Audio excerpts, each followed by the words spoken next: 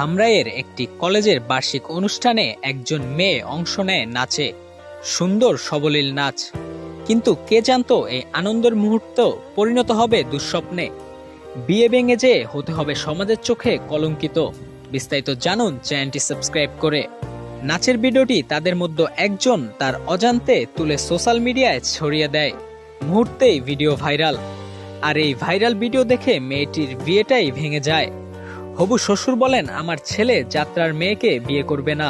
কিন্তু টুইস্ট এখানেই, যে ভিডিওটি ভাইরাল হয়েছে সেটি অন্য মেয়ের। বিয়ে ভেঙে যাওয়া সেই মেয়েটির সাথে সেই ভিডিওর কোনো সম্পর্ক নেই। তবু বিচার হয়ে গেল শুধুই ভাইরাল নামে একটি শব্দের ভিত্তিতে। ভেবে দেখুন, একটি ভিডিও, একটি গুজব, আর তার খেসারত দিতে হচ্ছে একজন মেয়েও তার পরিবারের সম্মান দিয়ে।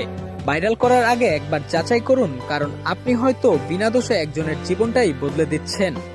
তো ভিউয়ার্স, এরকম ঘটনাকে আপনারা কিভাবে নিচ্ছেন? আপনাদের গুরুত্বপূর্ণ মতামত অবশ্যই কমেন্ট সেকশনে জানিয়ে যাবেন। আর এরকম এক্সক্লুসিভ আপডেট সবার আগে পেতে এখনই সাবস্ক্রাইব করুন ট্রেন্ড এক্সক্লুসিভকে।